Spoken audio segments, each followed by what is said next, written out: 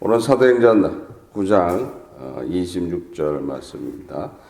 사울이 예루살렘에 가서 제자들을 사귀고자 하나 다 두려워하여 그의 제자됨을 믿지 아니하니라고 기록되어 있습니다. 지금 사울이 이제 다메섹 성에서 이제 탈출을 해서 예루살렘에 올라가서 제자들을 만났다. 그런데 그를 다 피했다 하는 그런 말씀이죠. 근데 지금 이 말씀을 봐서는 바로 담메섹에서 빠져나와서 예루살렘에 올라간 것 같지만은, 그러니까 아나니아로부터 안수를 받은 후에 그 은혜를 통해서 예수 그리스도를 증거했다, 담메섹에서. 그래서 거기서 수다한 유대인들하고 그러니까 믿음 안에서 승리하고, 반대로 거기에 대한 핍박 때문에 다메섹을 도망쳐 나와서 예루살렘에 올라간 것처럼 되어 있는데, 말씀에 갭이 있습니다. 그래서 말씀에 갭이 있어요. 그래서 갈라디아서 1장 17절서부터 18절, 19절에 보면은,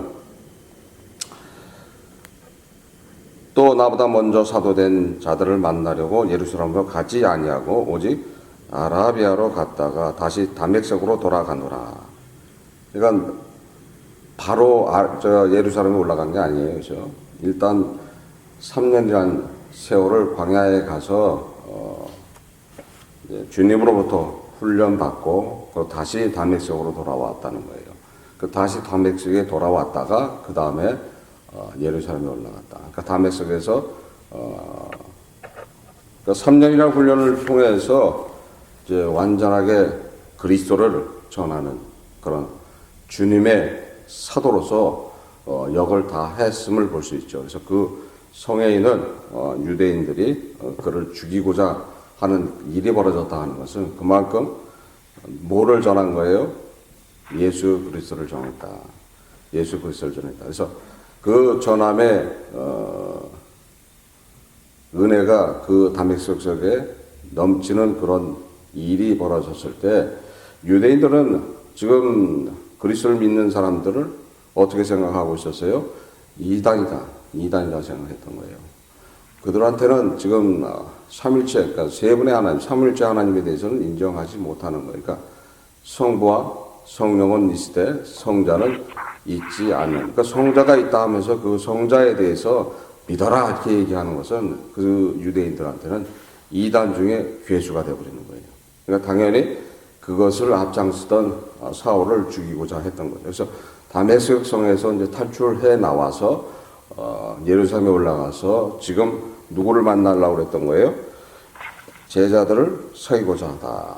지금 여기서 제자라는 단어를 쓰는데 누가가 확실하게 구분을 하고 있어요.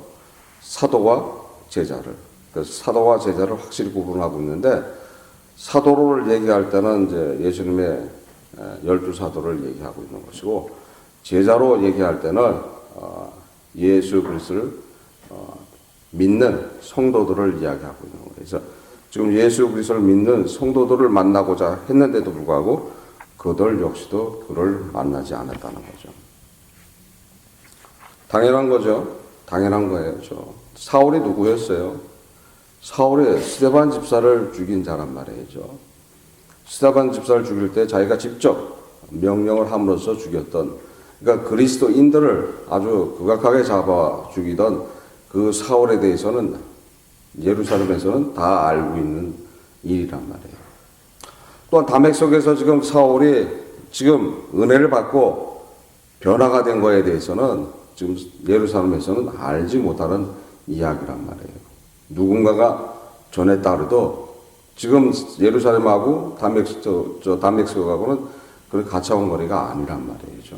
그래서 그 얘기가 전달되지 않았을 뿐 아니라 또 전달됐다 그래도 마치 소문과 같은 그런 이야기들로 전달됐기 때문에 믿지 못하는 사람이란 말이에요. 저것이 가짜로 자기가 그리스도인이 됐다.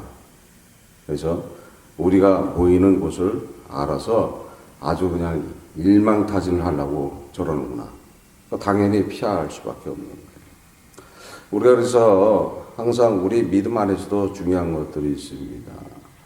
예전에는 주님 앞에 나와 있지 않았던 사람들이 갑자기 은혜를 받아갖고 나왔을 때 믿어주지 않는다는 거예요. 믿어주지 않아요. 단시 일어나는 어떤 현상으로서 받아들이는 거예요.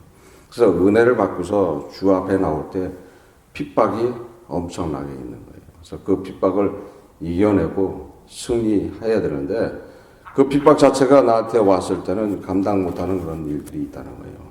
그 핍박이 가정서부터 시작하는 경우도 많이 있습니다. 그래서 가정에서 오는 핍박, 그러니까 아내로부터 남편으로부터 받는 핍박들, 또 주변의 형제로부터 받는 핍박들, 믿어주지 않는다는 거예요. 믿어주지 않는 거예요. 잘 믿는 그런 집안에서도 완전하게 예수를 믿지 않았던 항상 예수 믿는 형제들하고 충돌했던 사람이 예수를 믿는다고 나와서 막 이렇게 했을 때는 반대로 그거에 대한 경계하는 그런 모습이 있습니다. 그래서 사울 같은 데는 특히 더한 거죠. 그렇죠? 그래서 지금 제자들과 사귀려고 했는데 그들이 만나주지 않았다 하는 것은 사도를 지칭하는 게 아니라 지금 그리스도인들, 그러니까 예루살렘에 있는 성도들을 만나기를 원했는데도 불구하고 그들이 그것을 거부하는 그런 모습을 볼 수 있죠. 그래서 의심하는, 믿지 못하는 그런 것들. 그러니까 우리가 믿음이 있어도 믿지 못하는 그런 경우도 있어요. 믿음이 충만한데. 근데 제가 이렇게 보면은 예전에 선교사 집에서 제가 사회 갈 때도 보면은 이 목사도 믿음이 없어. 목사도 믿음이 없어요. 어떤 경우냐? 자기가 와서 반값을 지불합니다. 그런데 선교사 집은 뭐 영리업을 하는 그런 것이 아니니까 저렴한 가격으로 저렇게 해주는 거 아니에요. 그래서 어쩔 때는 뭐 영수증 발행할 수 없는 곳이에요. 거기는 다 이게 헌금으로 해서 돈회전으로 돼 있는 것들이기 때문에. 근데 자기가 지금 캐시를 이제 돈을 지불하고 나서는 한참 만에 되돌아와요. 되돌아와서 영수증 써달라고 그래. 영수증 써달라고 그래. 송교사도 마찬가지고. 어쩔 때는 그런 경우를 봅니다. 그래서 저희가 믿음 아래에 있는 단체 안에서 좀 믿음으로서 모든 것들이 이루어지고 있는 하나님의 은혜로 지금 주님의 사역을 하고 있는 그런 현장 안에서도 그렇게 하는 분들이 있어요. 그래서 그러니까 뭐예요? 의심한다는 거예요. 의심한다는 거예요. 세상 사람들을 의심하면 몰라도 같은 믿음 안에 있는 사람끼리 의심하는 경우. 그러니까 당연히 그 의심은 있다고 말씀하고 있습니다. 그래서 잠언서 26장 25절 보면 그 말이 좋을지라도 믿지 말 것은 그 마음 안에 7가지 가증한 것이 있느니라. 7가지 가증한 것이 있다는 거죠. 그건 생각하기 나름이에요. 어떤 것들이 사람마다 다 틀려 있겠죠. 그 가증한 것은. 그래서 대표적인 이야기들, 좀 어려운 이야기들이지만은 7가지 가증한 것이 무엇이냐. 7 귀신이 들어갔던 그런 막달라 마리아를 연상할 수 있죠. 또 소지되어 있는 그곳에 자신이 쫓겨났다가 지금 되돌아와 보니 그 집이 소지되어 있으니까 자기보다 더 악한 7 귀신을 데리고 들어갔다. 그러니까 7가지가 뭔가 생각해 봐야 되는 것들이죠. 그런 것들이 우리 마음 안에 있다. 우리는 사실 그 7가지보다 더하는 경우도 있겠죠. 더 많을 수도 있습니다. 그래서 그런 것들을 사실 뭐예요? 그리스도, 그러니까 성령을 통해서 통일해서 7가지의 마음이 아닌 한 가지의 마음을 가져야 된다. 어떤 마음을 가져야 되는 거예요? 그리스도의 마음을 가져야 된다. 그러니까 그리스도의 마음을 갖게 되면은 의심이 돼요? 안 돼요. 의심 안 해요.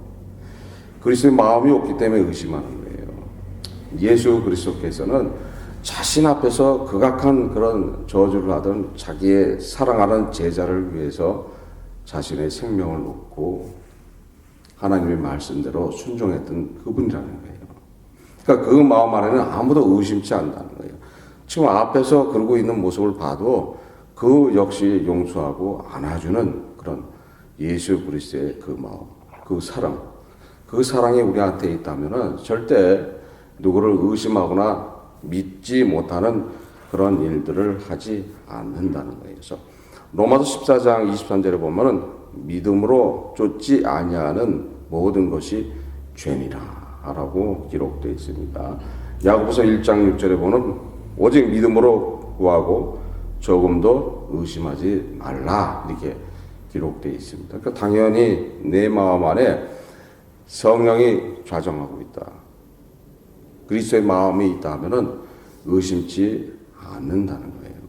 우리 가장 큰 게 뭐예요? 의심이라는 거예요. 의심.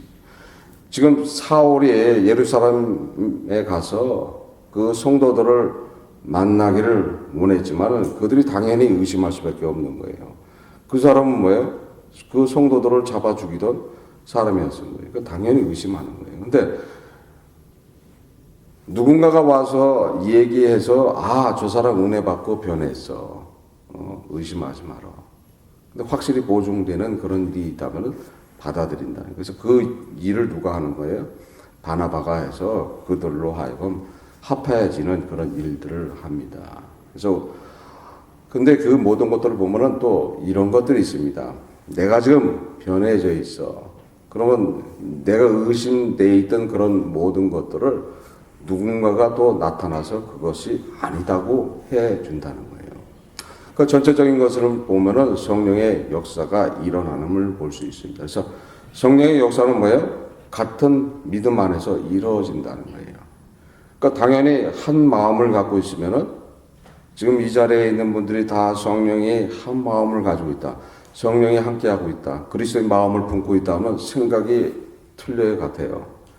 같아야 된다는 거예요. 같은 마음을 품고 있어야 된다는 거예요. 같은 생각을 하고 있어야 된다는 거예요. 그런 것들을 가끔 봅니다. 그러니까 구역 예배 같은 데 가서 이렇게 하면은 지금 오늘 설교 제목과 기도자의 기도와 맞는다는 거예요. 그 사전에 얘기하지도 않았는데 맞아요. 맞아. 그건 뭐예요? 성령이 교통되는 거예요. 그러니까 한 마음을 품었기 때문에 한 믿음 안에 있기 때문에 그런 교통이 이루어짐을 볼 수 있습니다. 예루살렘 지금 성도들 같은 경우는 또 상황이 틀리겠죠. 그러니까 환경이 지금 예전과 같은 그런 환경이 아니라 핍박을 당하는 그런 상황 속에 있기 때문에 자신들을 숨기는 그런 입장 속에서 있었겠지만은 사실 우리는 핍박이 오면 올수록 자기를 드러내야 되는 거예요. 자신들을 드러내야 되는 거예요. 그리스도인임을 드러내야 되는데 그렇지 못하게 되면은 또한 핍박이 이루어진다는 거예요. 더 핍박이 가해진다는 거예요.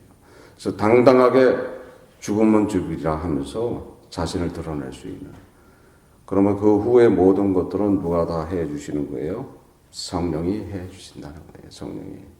우리가 믿는 그분이 누군가라는 것을 잘 기억해야 된다는 거예요. 내가 믿는 분은 누구세요? 여러분들이 믿는 분은 누구세요? 하나님을 믿고 있는 거예요. 하나님을 믿고 있는 거죠. 하나님께서는 이 세상을 다 창조하시고 나 역시 만들어주시고 여러분들을 만들어주시고 모든 것들을 창조하신 그분을 믿고 있는 거예요. 그럼 그분을 믿고 있는데 그분을 믿는다면 다 이루어진다는 거죠. 근데 그분이 누구세요? 그 하나님이 누구세요? 우리 주님이신 예수 그리스도시라는 거예요. 그래서 그분이 왜 예수 그리스도신가? 왜 그리스도인가? 알아야 될 거 아니죠. 우리가 직접적으로 하나님을 바라볼 수가 없단 말이죠. 우리는 죄인이기 때문에 하나님을 바라보지는 못한다는 거예요. 그래서 사람이신 예수 그리스도를 통해서 하나님과 만남을 갖는다는 거예요. 그래서 우리 주님은 어떤 분이에요? 그러니까 완전하신 사람이시면서 완전하신 하나님이시라는 거예요. 그러니까 그 신성과 인성을 다 가지고 있기 때문에 우리는 쉽게 누구를 만날 수 있어요? 하나님을 만날 수 있는 거예요. 그러니까 쉽게 하나님으로부터 은혜를 받을 수가 있는 거란 말이에요. 그래서 내가 믿는 분이 누군가 거기에 대한 믿음이 확실히 있다면 의심치 않고 믿는다면 모든 은혜가 나한테 내려온다는 거예요. 누구로부터 은혜가 내려오는 거예요? 하나님으로부터 은혜가 내려오는 거예요. 하나님으로부터. 그러니까 하나님으로부터 은혜 내려오는 것은 어떤 겁니까? 은혜는 위에서 밑으로 내려오는 거예요. 그러니까 그냥 내려오는 거예요. 그냥 내려오는 거예요. 지금 막혀 있는 담만 트이면 뭐예요? 지금 막혀 있는 천장만 트이면은 그냥 은혜는 쏟아져 내려오는 겁니다. 그래서 막아놓은 게 뭡니까? 막아놓은 게 죄라는 거예요. 그 죄만 없어진다. 죄만 해결해진다. 그러면 그 은혜는 그대로 쏟아져 내려오는 거예요. 벌써 다 준비되어 있는 거예요. 그래서 그 준비를 하시기 위해서, 준비를 해놓기 위해서 어떻게 하셨어요? 예수 그리스도께서는 2000년 전에 벌써 죽으신 거예요. 앞으로 죽으실 게 아니라 죽으신 거예요, 벌써. 죽으셔서 그 죽으신 그 은혜, 죽어서 이루어오는 그 새 생명의 은혜가 그냥 내려오는 거예요. 근데 그것을 못 받고 있는 것은 각자의 자신들한테 있다는 거예요. 그냥 열려져 있는 거예요. 열려져 있는 거예요. 생명으로서 다 이루어져 놓으신 거예요. 자신의 생명으로 다 이루어 놨는데도 불구하고 그것을 찾지 못하고 있다면은 그것은 찾지 못하고 있는 당사자의 죄라는 거예요. 그러니까 엄청난 큰 죄예요, 사실죠. 죽음으로써 은혜를 허락했는데 그냥 준 거예요. 받으라고 줬는데도 불구하고 받지 못하고 있잖아요. 그럼 얼마나 주님이 지금 하나님 우편에 앉아 계셔서 우리를 바라보면 한심하다고 생각하겠어요. 다 해놓았는데도 불구하고 받지 못하고 앉아서 울고 하고 있어요. 새벽에 나와서 주여 하고 앉아 있어요. 주여 내 일을 해결해 주시옵소서. 우리 가정은 왜 이렇습니까? 우리 남편은 왜 이렇습니까? 내 자녀들은 왜 이렇습니까? 왜 나한테 물질 충만을 주지 않습니까? 하는 일마다 왜 이렇게 다 꼬입니까? 하고 기도하고 있으면은 주님은 뭐라고 하시겠습니까? 위에서 내가 너를 위해서 벌써 내 생명으로서 다 이루었다. 그러니까 이루었다 하는 말씀이 무언가를 깨달아야 된다는 거예요. 그러니까 우리가 믿음이 있다면, 의심치 않는다면 그 주님이 다 이루었다는 그 말씀의 축복이, 은혜가 그대로 쏟아져 내려오는 거예요. 그대로 쏟아져 내려오는 거예요. 그러니까 각자 개인한테 있는 믿음이라는 거예요. 내 안에 의심이 있는가? 한번 되돌아보시면서 확인해 봐야 된다는 거예요. 그래서 예루살렘에 있는 그 성도들, 제자들이 사울에 대한 의심 때문에 그를 만나지 못함을 볼 수 있습니다. 이제 나중에 가서 다 만납니다. 근데 그 만남을 통해서 이제 사울이 사도가 되는 그런 그래서 이름이 바뀌죠. 사울에서 바울로. 그러니까 우리는 아직 사울에 있으면 안 돼요. 사울에. 지금 사울은 의심받는 자야. 의심받는 자란 말이죠. 여러분들은 바울이 돼 있어야 되는 거예요. 사울이 돼 있으면 의심받는 자예요. 그러니까 내 안에 역시 의심이 있는 사람들이에요. 그래서 그 안에 있는 믿음, 성령으로서 그것을 통일하고 한 마음으로 가질 때 전인격적인 그리스도의 연합이 이루어진다는 거예요. 예수 그리스도의 보혈이 머리서부터 발끝까지 완전하게 덮어져야 된다는 거예요. 주님이 그래서 피를 흘리신 거예요. 피와 물을 왜 흘리셨는가? 피를 흘려서 우리의 죄를 맑게 덮고 물로서 완전히 씻어주신다는 거예요. 그러므로서 그리스도와 연합을 통해서 어디로 가는 거예요? 주님이 허락한 새 땅으로 가게 돼 있는 거예요. 그러니까 은혜라는 것은 그대로 내려오게 돼 있는 건데 왜 내가 은혜를 받지 못하고 있는가? 그러니까 우리는 그리스도인 하면은 고난과 핍박으로 살아가는 게 아니에요. 그리스도인이 되면은 그리스도인이 되기 위해서 고난과 핍박이 있는 것이지 그리스도인이 된다면은 고난과 핍박은 있지 않는다는 거예요. 하나님의 자녀로서의 모습이 회복되어 있는 거예요. 하나님의 은혜가 그대로 임하게 되어 있는 거예요. 그러니까 하나님께서는 하나님 나라의 왕으로서 우리를 보호하고 우리를 지켜주고 우리를 안전케 해줘야 될 의무가 반대로 있는 거예요. 내가 그리스도인이 됐다. 내가 하나님을 왕으로 모시고 있다. 우리 주님이신 예수 그리스도를 왕으로 모시고 있다 하면은 그분은 우리를 지켜줘야 되는 것이고 우리를 보호해 줘야 된다는 거예요. 그래서 여호와는 우리에게 복을 주시고 우리를 지켜주시고 우리에게 은혜와 평강을 허락해 주신다고 말씀하고 있는 거예요. 그 여호와 하나님이 누구시라는 거예요? 우리 주님이신 그리스도 예수시라는 거예요. 그 믿음이 있다면은 주님으로부터 받는 그런 은혜는 엄청나게 이루어진다는 거예요. 우리가 갖고 있는 고민, 고난, 내 환경이 완전하게 바뀜을 볼 수 있습니다. 그래서 성령이 나한테 역사하잖아요. 우리한테 역사하면 내가 가지고 있는 환경서부터 완전하게 바꿔주심을 볼 수 있습니다. 그래서 주를 만날 수가 있는 거예요. 내가 가지고 있는 환경이 극악한 환경 속에서 힘든 환경으로 가게 되면은 만나기가 엄청 어려워요. 생활에 쫓기고 있다. 날이면날마다 눈을 뜨는 게 힘들어서 살기 어렵다. 선택의 여지는 없는 거예요. 그래서 잘 믿던 사람들도 자살로 자기 생을 마감하는 그런 모습들이 그런 것들이에요.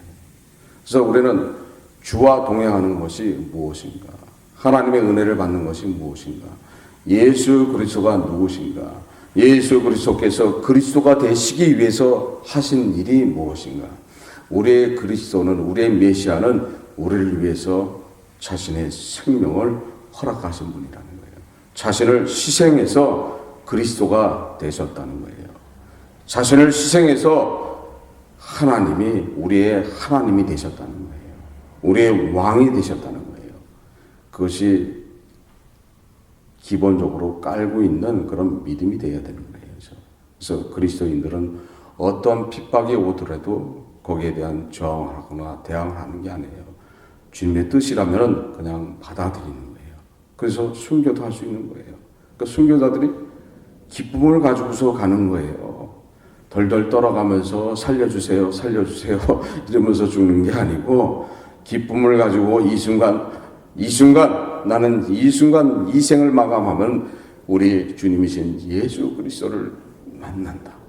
그런 만나는 기쁨을 가지고서 떠나는 분들이 순교자라는 거예요. 그래서 가장 큰 믿음 안에 있는 분들입니다. 우리는 절대 의심치 말고서 주 예수 그리스도를 믿으세요.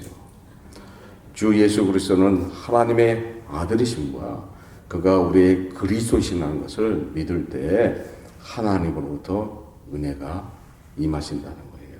그 은혜를 받고 오늘 하루도 승리하는 하루가 되시기를 주 예수 그리스도로 축원합니다. 기도하시겠습니다. 하나님 아버지 감사합니다.